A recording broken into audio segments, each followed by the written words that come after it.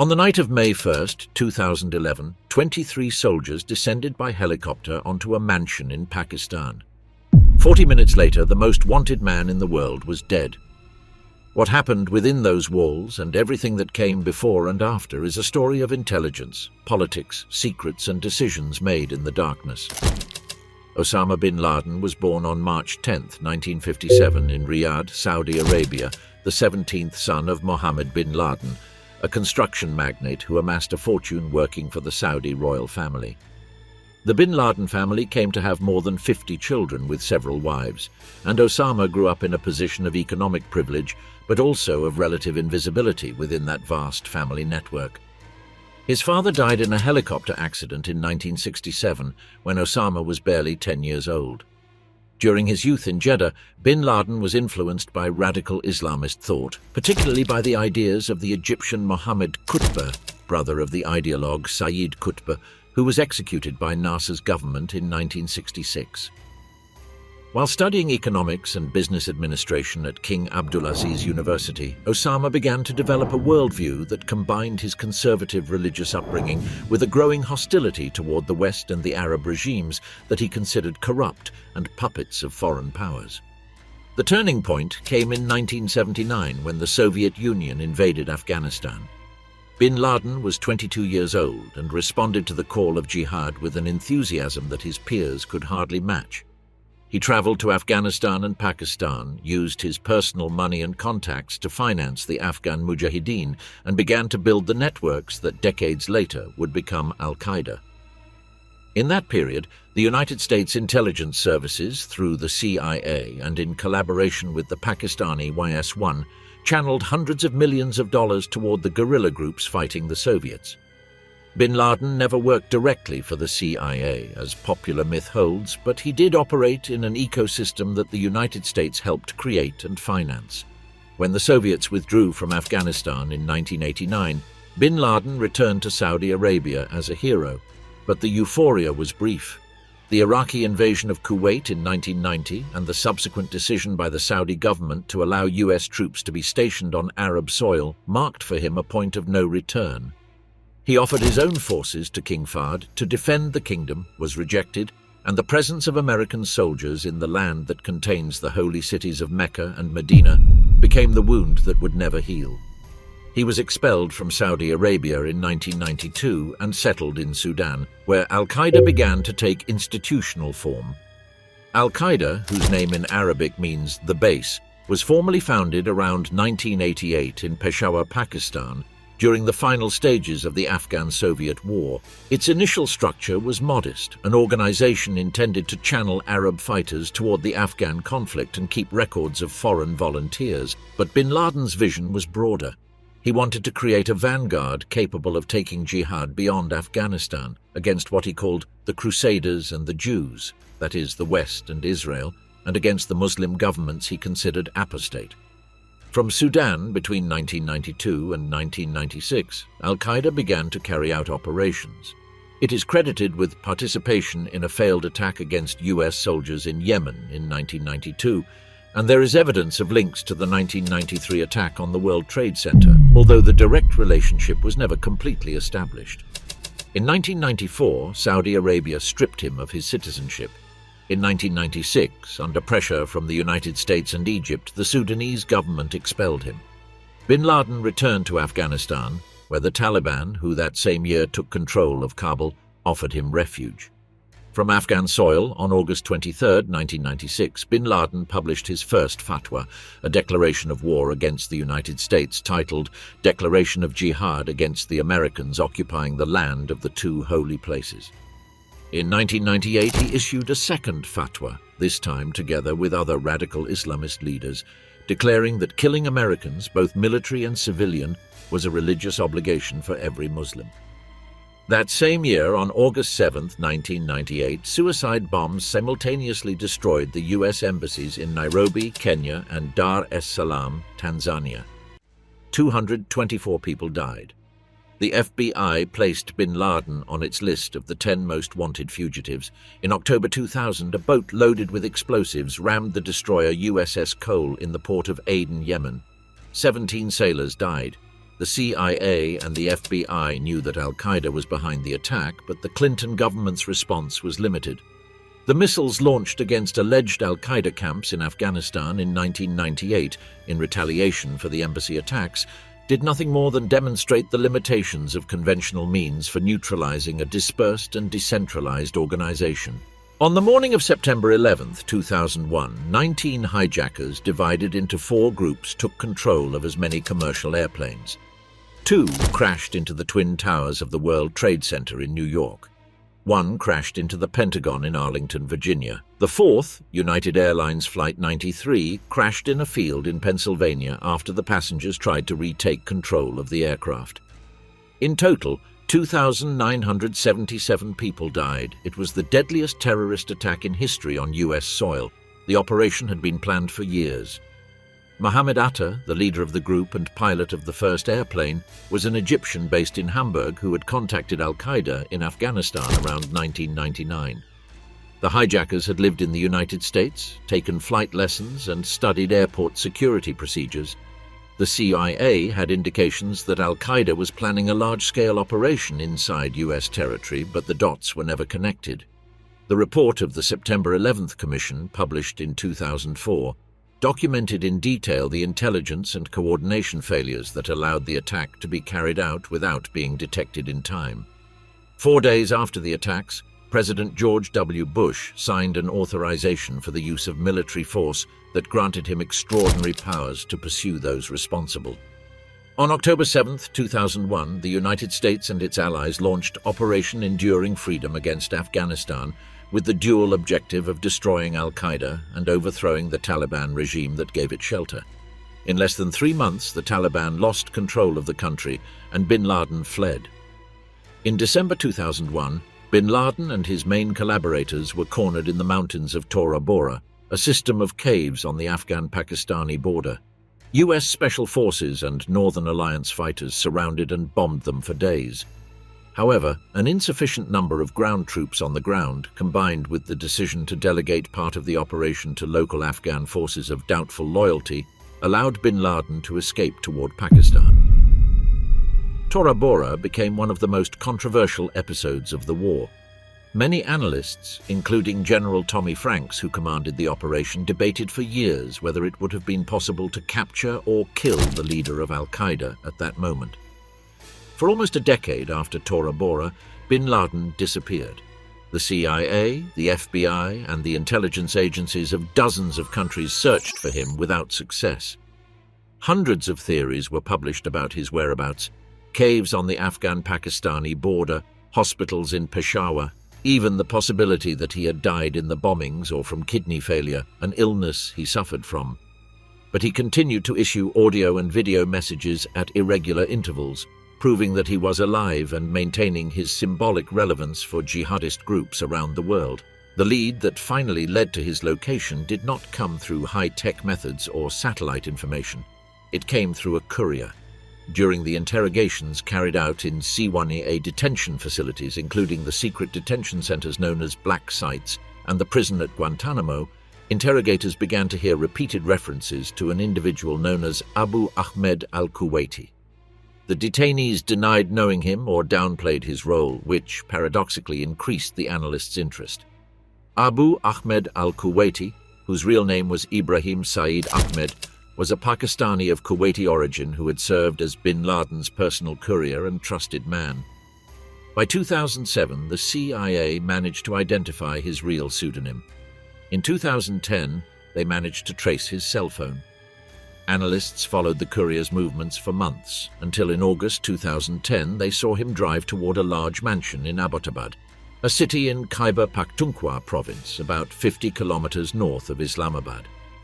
The mansion was extraordinarily unusual for the neighborhood.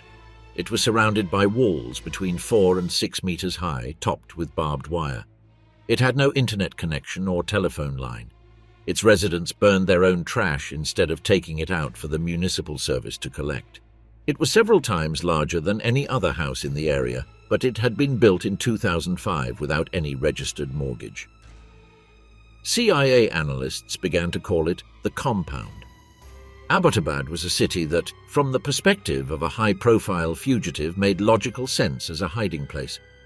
Located 1,200 meters above sea level in the foothills of the Himalayas, it was a quiet and relatively prosperous city, famous for its educational institutions and for housing the Pakistan Military Academy, the Pakistani equivalent of West Point.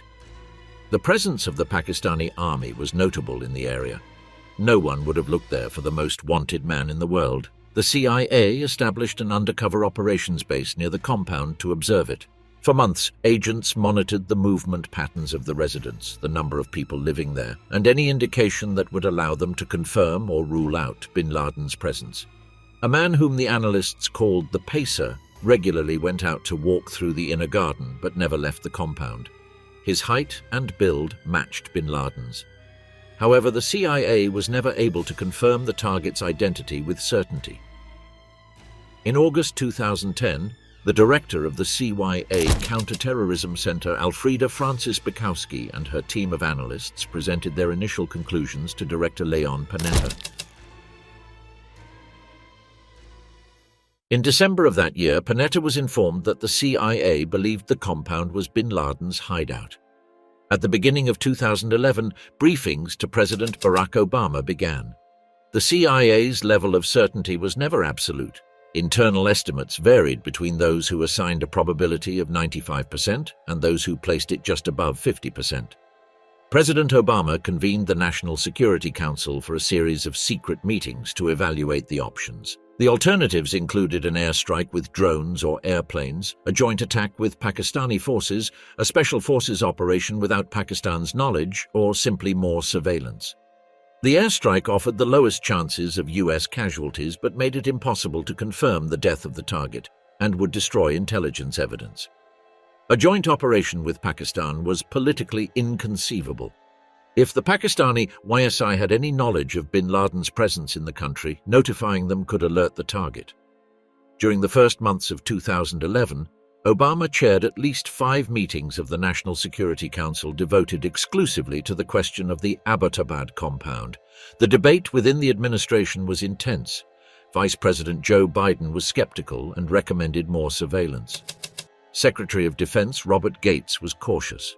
He remembered the failed Eagle Claw operation in 1980, when U.S. helicopters collided in the Iranian desert during an attempt to rescue the embassy hostages, leaving 8 soldiers dead and turning the failure into a symbol of American weakness. See why Director Leon Panetta and Counterterrorism Chief Hillary Clinton were more favorable to action. Admiral William McRaven, head of the Joint Special Operations Command, or JSOC, began to develop detailed operational plans. The JSOC is the unit that coordinates the most sensitive elite operations of the U.S. military, including the Navy SEALs of the Naval Special Warfare Development Group, publicly known as SEAL Team 6 or DEVGRU. McRaven presented several options and eventually recommended a helicopter-borne raid carried out by a small number of elite operators. On April 28 and 29, 2011, Obama consulted individually with his main advisors. Later reports indicate that several of them were opposed or undecided. On April 29, in a final meeting, Obama made the decision. There would be a special forces operation. The authorization was conditional. If the helicopters were detected upon entering Pakistani airspace, the operation had to be aborted. If the target turned out not to be bin Laden, the team had to withdraw without unnecessary fire. If the target's presence was confirmed, they had to capture or kill him. The official instruction was capture preferred over elimination, although the operational planners considered that live capture was almost impossible in the context of the mission. Meanwhile, Obama maintained his public schedule with studied normality. On April 29, he attended the White House Correspondents' Dinner in Washington, where he exchanged jokes with journalists and celebrities. The next day, he traveled to Alabama to visit the areas devastated by tornadoes. No one in that environment knew what was about to happen. The team assigned to the mission belonged to DEVGRU, the elite Navy unit that operates under the umbrella of JSOC. DEVGRU was created in 1980 precisely as a result of the failure of the Eagle Claw mission and has been for decades the spearhead of the most secret operations of the US military. Its operators are selected from among the Navy SEALs, already in themselves the Navy's most selective Special Forces unit, through an additional selection process that reduces the number of candidates even further. The team was transferred to Jalalabad, Afghanistan, where it began rehearsals for the operation. McRaven ordered the construction of a scale replica of the Abbottabad compound at Bagram Air Base. The operators practiced the assault repeatedly for weeks, timing every movement and planning contingencies for every possible scenario. A Belgian Malinois military dog that would take part in the operation was also trained. The helicopters were a critical element of the plan. To penetrate Pakistani airspace without being detected by radar, modified and classified versions of the Black Hawk helicopter were used, equipped with acoustic and radar signature reduction technology. The existence of these modified aircraft was one of the best-kept secrets of US Special Forces. Their existence only became public when one of the helicopters crashed during the operation, and its tail remained intact inside the compound, too large to be completely destroyed. The mission received the codename Operation Neptune Spear, a reference to the trident that appears on the shield of the Navy SEALs. It was planned for April 30th, but the weather delayed it until May 1st. On the night of May 1st, with a new moon to minimize visibility from the ground, the team was ready. At 11 at night, Pakistani local time, 4 helicopters took off from Jalalabad. 2 were the modified Black Hawks with stealth technology that transported the assault team and the dog. The other 2 were support Chinook helicopters that remained at a distance, ready to intervene in case of emergency. Admiral McRaven directed the operation in real time from Jalalabad. In Washington, it was 2:30 in the afternoon on May 1st. Obama and his team gathered in the White House Situation Room to follow the progress of the mission. The famous photograph taken that afternoon shows Obama, Secretary of State Hillary Clinton, CIA Director Leon Panetta, Vice President Biden, and other members of the national security team looking with obvious tension toward a screen outside the frame. Clinton appears with her hand brought to her mouth. Obama is seated in a corner, not in the place that would correspond to the president according to protocol. Panetta later explained that the tension in the room was palpable. Everyone knew what was at stake. The helicopters crossed the Pakistani border flying low to avoid radar. The route from the Afghan-Pakistani border to Abbottabad took approximately 90 minutes. Everything proceeded without incident until they reached the compound. At that moment, the first of the modified Black Hawks stalled and crashed inside the perimeter of the compound. The controlled pilot managed to make an emergency landing that avoided casualties among the crew and the operators, but the aircraft was rendered unusable. The helicopter accident changed the dynamics of the operation.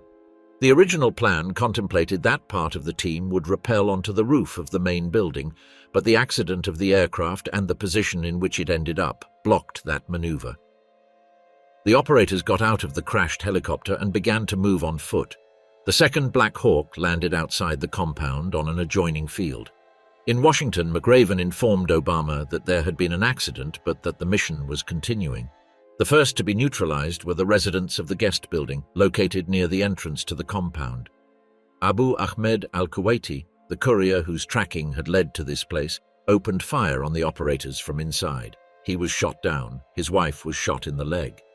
Inside the main building, Abu Ahmed's brother, Abrar al-Kuwaiti, and his wife were also killed. The assault team headed to the main building.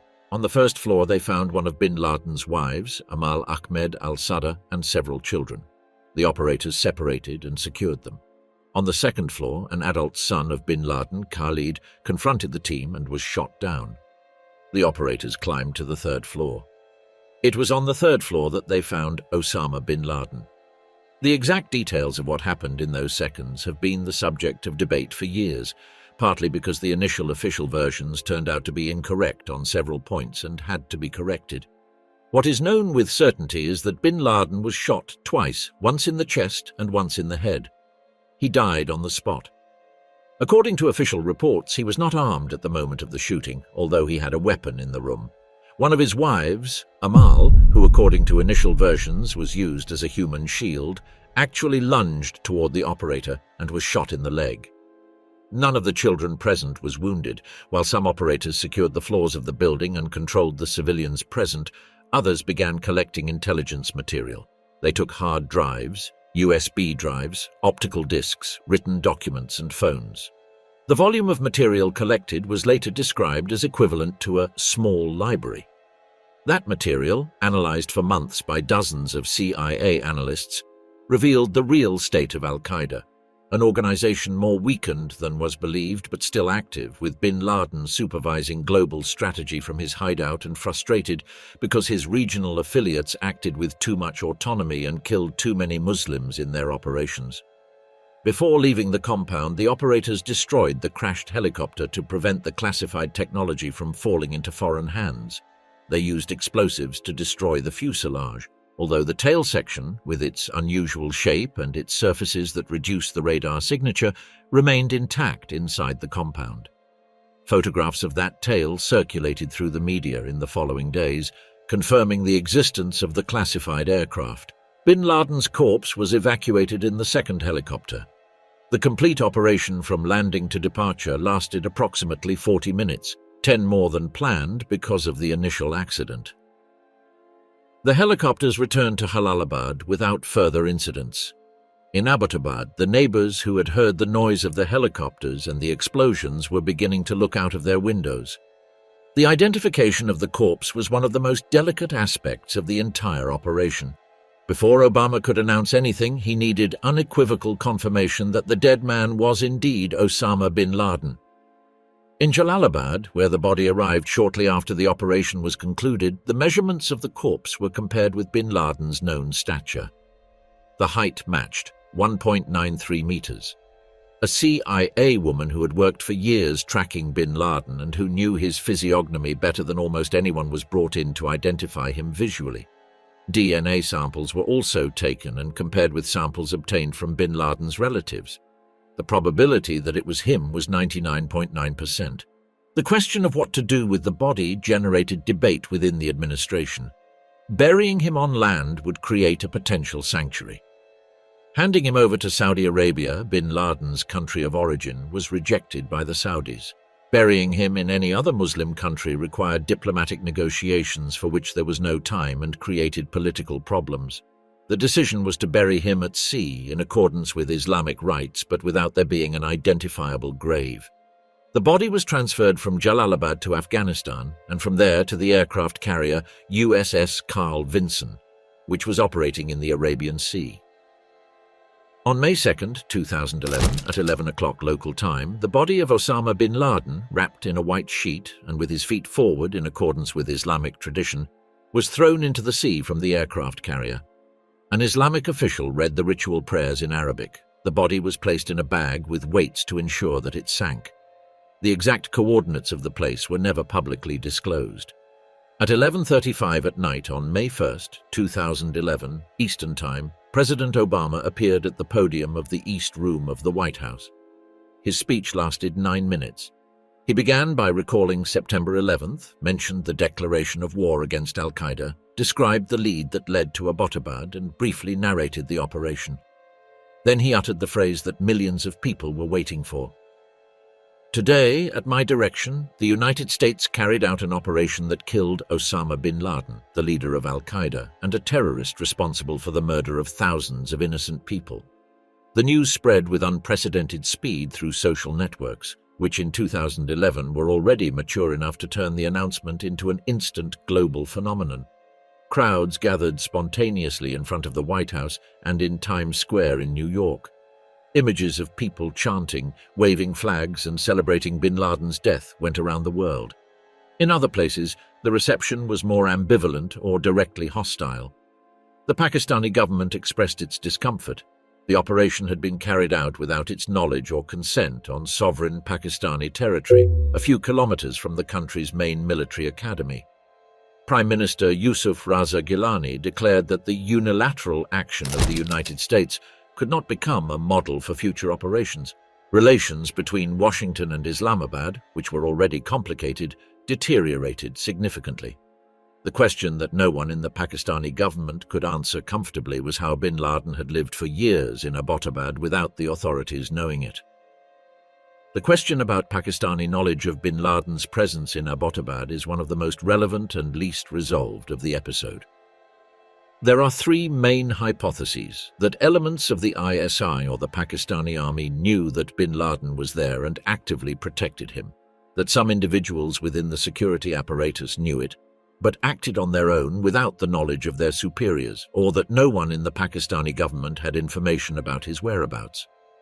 The arguments in favor of institutional knowledge are considerable. Abbottabad is not a remote and inaccessible place. It is a garrison city with a permanent military presence. The mansion was extraordinarily conspicuous for the neighborhood. The Pakistani intelligence services had a dense network of informants throughout the country, and the ISI had a history of complex relationships with Islamist groups, including the Afghan Taliban, which complicated the narrative of unreserved collaboration with the United States. The Pakistani government consistently rejected any implication of complicity and presented the operation as a violation of its sovereignty. However, in 2012, a Pakistani doctor named Shakil Afridi was convicted of treason. Afridi had been recruited by the CIA to organize a vaccination campaign in Abbottabad with the aim of obtaining DNA samples from the residents of the compound and thus confirming the presence of members of the bin Laden family. The vaccination operation did not produce the expected results, but Afridi's conviction in Pakistan under charges related to his cooperation with the CIA added another layer of tension to bilateral relations. In 2015, journalist Seymour Hersh, a veteran of investigative journalism known for his revelations about My Lai and Abu Ghraib, published an article in the London Review of Books with a radically different version of events. According to Hersh, the operation was not possible without Pakistani cooperation. An ISI officer had revealed bin Laden's location to the CIA in exchange for a financial reward, and the Pakistani army had facilitated the penetration of the airspace. He also claimed that bin Laden was being guarded by the IS-1, that the Guantanamo detainees did not provide the decisive lead, and that the story of the burial at sea was false. Hersh's version was rejected by the US government, by several of the participants in the operation, and by numerous journalists and researchers who pointed out inconsistencies and a lack of verifiable sources. However, the mere publication of the article in a prestigious publication such as the LRB ensured that the unanswered questions about the Pakistani role continued to circulate. Beyond the debate over Pakistani knowledge, Operation Neptune Spear generated additional controversies. The initial versions from the US government turned out to be incorrect on important points. It was first said that bin Laden had offered armed resistance before being shot down, information that turned out to be false. It was stated that he had used a woman as a human shield, which was also denied. White House spokesman Jay Carney had to clarify the official version on several occasions during the days following the operation. In 2014, one of the participants in the operation, former SEAL Robert O'Neill, gave interviews to US media claiming to be the operator who fired the fatal shots at bin Laden.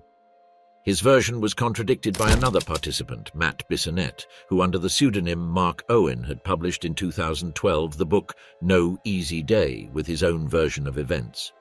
The contradictions between both testimonies reflect the confusion and speed inherent in any combat operation in a confined space and with little light, but also the tendency of some participants to publicly take center stage in an operation that by definition was collective.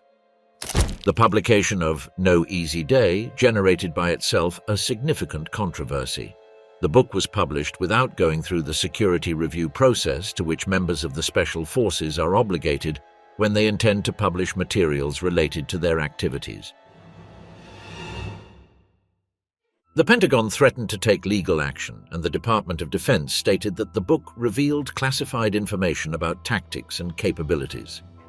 Bissonnette ended up paying more than $6 million to the US government in 2016 as part of a civil settlement for having violated his confidentiality agreements. The question of whether bin Laden should have been captured instead of killed has not ceased to be raised since the operation. Human rights defenders pointed out that the official version implied that bin Laden was killed while unarmed, which under international law would have required an attempt at detention. The Obama government argued that the operators would have accepted surrender if bin Laden had offered it, and that the situation was volatile enough to justify the use of lethal force.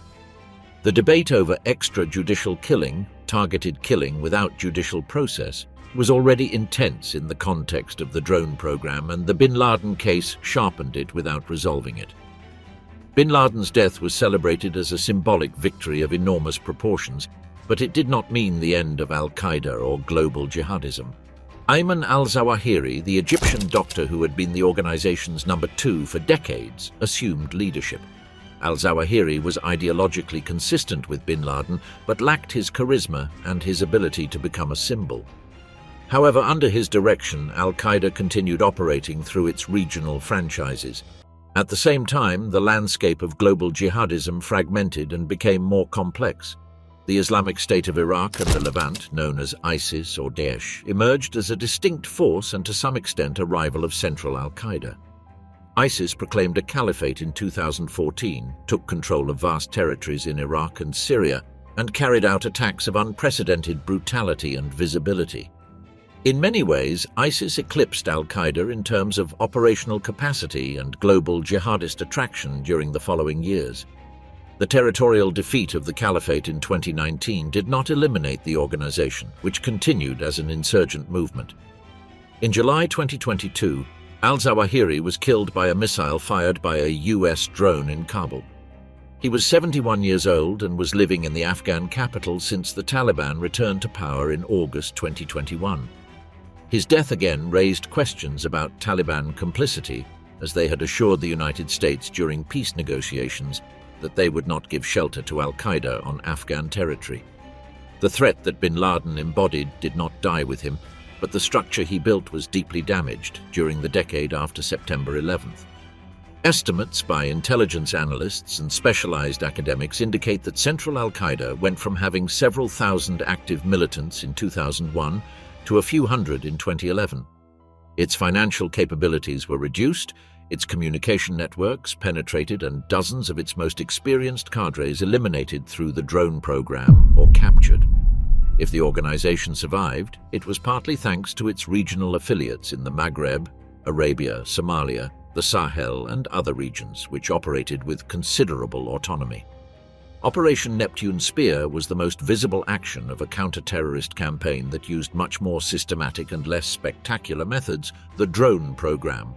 Under the Obama administration, the number of drone attacks in Pakistan, Yemen, and Somalia multiplied exponentially compared to the Bush era. Between 2009 and 2016, it is estimated that US drones carried out more than 500 attacks in Pakistan and Yemen, killing thousands of people. The exact numbers of civilian victims are disputed. Government estimates are significantly lower than those of independent organizations such as the Bureau of Investigative Journalism. The drone program raised legal and ethical questions of enormous complexity. The authorization for the use of force of 2001, signed days after September 11th, was interpreted by successive governments as a permanent and practically unlimited authorization to attack any individual considered part of Al-Qaeda or its affiliates, anywhere in the world. The program was largely secret for years. Neither its existence nor its methodologies were officially acknowledged until 2012, when Obama himself mentioned it in an online question and answer session. The Tuesday terror meetings that Obama held on Tuesdays with his advisors to review the list of potential targets and authorize eliminations, became a symbol of the institutionalization of targeted killing as a tool of foreign policy. The administration developed an internal legal framework, never subjected to independent judicial review, that justified the elimination of US citizens suspected of terrorism abroad, a practice that was used at least 3 times during the Obama era. The material collected in the Abbottabad compound, internally named in the CIA as the Abbottabad documents, was partially declassified and published in several stages. The Office of the Director of National Intelligence published selected documents in 2012, 2015, 2017, and 2022. The picture that emerged from those documents was that of an active, frustrated bin Laden obsessed with the strategic management of his organization, even from clandestinity. The letters and documents showed a man who followed the Afghan conflict closely, who gave detailed instructions on how to avoid being located by drones, who discussed changes in Al-Qaeda's communication strategy, and who lamented that his regional affiliates, especially Al-Qaeda in Iraq, were killing too many Muslim civilians and damaging the organization's image. They also revealed that bin Laden remained in contact with the outside world through couriers, dictating letters that were transcribed in digital format and transported on USB drives to be sent without ever using the internet from the compound. Among the documents also appeared a personal diary and several letters to his wives and children, which revealed more private dimensions of his personality. Unpublished propaganda videos were also found in which bin Laden appeared watching himself on television, which was interpreted as evidence of a considerable ego and of the importance he gave to his public image. The documents helped analysts map Al-Qaeda's communication networks and identify previously unknown collaborators. The Abbottabad compound was demolished by the Pakistani authorities in February 2012, less than a year after the operation. The authorities explained that the decision responded to security concerns and the need to prevent the place from becoming a jihadist pilgrimage point. The lot remained empty for years. The Abbottabad community, and especially the neighbors closest to the compound, had difficulty processing having unknowingly lived next to the most wanted man in the world. The Pakistani military academy, located a few kilometers from the compound, was the focus of particular scrutiny. How the head of Al-Qaeda could have lived for years in the shadow of the most emblematic institution of the Pakistani army was a question that the country's high military commanders answered with expressions of genuine ignorance or calculated embarrassment, depending on the interlocutor. The credibility of the ISI and the Pakistani army suffered significant damage, both internally and before the international community. The story of the Dr. Shakil Afridi had consequences that far exceeded the individual case. The fake vaccination operation organized by the CIA to try to obtain genetic material from the compound generated lasting distrust toward international vaccination programs in Pakistan and in other regions with jihadist presence. The Pakistani Taliban, who were already hostile to vaccination campaigns that they considered an instrument of the West to spy on Muslim communities, used Afridi's story as confirmation of their suspicions. In the following years, health workers participating in polio vaccination campaigns were killed in Pakistan, Afghanistan, and Nigeria. The World Health Organization and various humanitarian agencies stated that the CIA operation had compromised public trust in vaccination programs and had had direct consequences on polio eradication efforts in the affected regions. Pakistan remained one of the few countries in the world where polio was not eradicated, partially as a result of this distrust. The elimination of bin Laden was a moment of enormous political impact for the Obama administration. The president, who had been criticized by conservative sectors as weak on national security, demonstrated with Operation Neptune Spear a willingness to assume considerable military risks. The decision to proceed with the raid, despite the uncertainty about the target's identity and the possible diplomatic consequences with Pakistan, was presented as an example of decisive leadership. However, the victory had its own political complexities. Former President George W. Bush declined to attend the commemoration event for the 10th anniversary of September 11th, at which Obama spoke, in a gesture that reflected the tensions between both administrations over the legacy of the war on terror. Senator John McCain, the Republican candidate whom Obama had defeated in 2008, issued a congratulatory statement that included an implicit criticism of enhanced interrogation techniques, suggesting that they had not been responsible for the intelligence that led to bin Laden, in contradiction with claims by some former officials of the Bush administration. The debate over whether interrogation techniques under coercion, including waterboarding or simulated drowning, had contributed to identifying the courier Abu Ahmed al-Kuwaiti, became one of the battlefields of the political debate over torture. Several CIA and Bush administration officials claimed that the information obtained in those interrogations was crucial. The Senate Intelligence Committee report on the CIA detention and interrogation program, published in its summary version in 2014, concluded that interrogation techniques under coercion had not produced unique and indispensable information for locating bin Laden. The debate was not resolved because assessments of the usefulness of intelligence obtained under coercion are inherently difficult to verify and are tinged with political motivations. The DevGru operators who participated in the mission are part of a small, highly trained and largely anonymous community. The Navy SEALs as a class are known to the public from action movies, but DevGru is a unit within the unit, whose existence was for decades an official secret. Its operators are selected from among already qualified SEALs, subjected to additional evaluations of physical, psychological, and technical aptitude, and trained for scenarios ranging from hostage rescue to the neutralization of weapons of mass destruction. The Abbottabad mission was carried out by approximately 23 operators from DevGru's Red Squadron, plus the military dog Cairo, and the team of pilots and crew members of the helicopters. Red Squadron is one of DevGru's 4 assault units named by colors. Each squadron has its own culture and specialties, although all share the same level of basic training.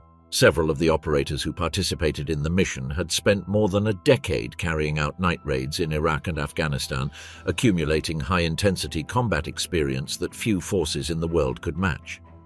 Admiral McRaven, who directed the operation, has his own place in the history of U.S. Special Operations. He is the author of an academic book on the 9 most successful special operations of the 20th century, from which he derives an analysis of the principles that make these missions successful: simplicity, security, repetition, surprise, speed, and determination. Operation Neptune Spear was designed following those principles, although the helicopter accident tested the team's ability to adapt in real time. The dog Cairo, a Belgian Malinois Shepherd trained for explosive detection and force protection, was equipped with a video camera and bulletproof vest. Military dogs are commonly used in special forces operations to verify spaces before human operators enter, to pursue fleeing individuals, and as an element of psychological surprise. Cairo was not needed in the most active functions during the mission, but his presence was part of the standard protocols for this type of operation. Bin Laden's wives and several of his children also lived inside the compound. Bin Laden had between 4 and 5 wives throughout his life, although Islam allows up to 4 simultaneously. At the time of the operation, at least 2 wives and several children were in the compound. Amal Ahmed al-Sadr, his youngest wife of Yemeni origin, was the one who placed herself between the operators and her husband. His son Khalid was shot down on the 2nd floor. After the operation, the surviving wives and children were detained by the Pakistani authorities. Amal al-Sadr and other women were interrogated by Pakistani officers and UN investigators. The interviews produced additional information about life in the compound. They confirmed that bin Laden never went outside, that he communicated with the outside world exclusively through physical couriers, and that he had been living in Abbottabad for more than 5 years. In 2012, the wives were deported to their countries of origin, Saudi Arabia and Yemen. The adult children were also eventually released and sent to Saudi Arabia, where the bin Laden family has a position of enormous discomfort, powerful enough not to be ignored and cursed enough not to be celebrated. Omar bin Laden, one of Osama's eldest sons who had lived in Afghanistan during the years of apogee and who later distanced himself from his father, published together with his mother Najwa a memoir in 2009 titled Growing Up Bin Laden. The book offers a disconcerting portrait of a childhood in which the father imposed physical deprivations as spiritual exercise and exposed his children to military training from a young age, while maintaining with them a relationship of considerable emotional distance. Omar described his father as someone who loved his children in an abstract and conceptual way rather than a personal and everyday one. Operation Neptune Spear was the tip of an iceberg of a surveillance and intelligence infrastructure built over years with considerable financial and human costs. During the search for bin Laden, the CIA operated multiple intelligence gathering programs, including the network of agents in Pakistan, the NSA communication interception programs, and the data analysis systems that attempted to identify patterns in the behavior of people linked to Al-Qaeda. The United States intelligence budget, classified for the most part, multiplied significantly after September 11th. The National Intelligence Program, whose total figure was partially declassified after pressure from Congress, exceeded $80 billion annually during several years of the 2000s. The search for bin Laden was a part of that spending, but impossible to quantify precisely given the classified nature of the individual operations. The CIA agents who worked on the case for years developed personal obsessions with the target. The 2012 documentary Zero Dark 30, directed by Catherine Bigelow, represented a CIA analyst named Maya as the central figure in the pursuit of bin Laden, loosely based on real people. The reception of the film was polarizing. It won praise for its representation of intelligence work and caused controversy for its scenes of interrogations under coercion, which some interpreted as legitimization of those practices. Several senators and the CIA director himself sent letters to Sony Pictures questioning the historical accuracy of the torture scenes. Operation Neptune Spear was presented by some as the definitive moment of the war on terror. It was not. The war in Afghanistan continued for more than a decade after bin Laden's death. In August 2021, US troops withdrew from Afghanistan after 20 years of presence, and the Taliban retook control of the country in a matter of days. The Taliban regime, whose fall had been the first declared objective of the 2001 invasion, was again in power, with military capabilities reinforced by the weapons abandoned by the Afghan army. The figures of the war are staggering in any dimension one looks at them. Brown University's Costs of War project estimated that between 2001 and 2021, the conflict in Afghanistan cost more than $2.3 trillion in direct spending. More than 2,400 US soldiers and more than 1,100 soldiers from allied countries died. Afghan civilian casualties number in the tens of thousands. The number of Afghans internally displaced or who fled as refugees reached figures of several million. Central Al-Qaeda survived the death of its founder, although in a significantly weakened state. Its regional affiliates, from Al-Qaeda in the Islamic Maghreb to Al-Shabaab in Somalia, maintained operational presence.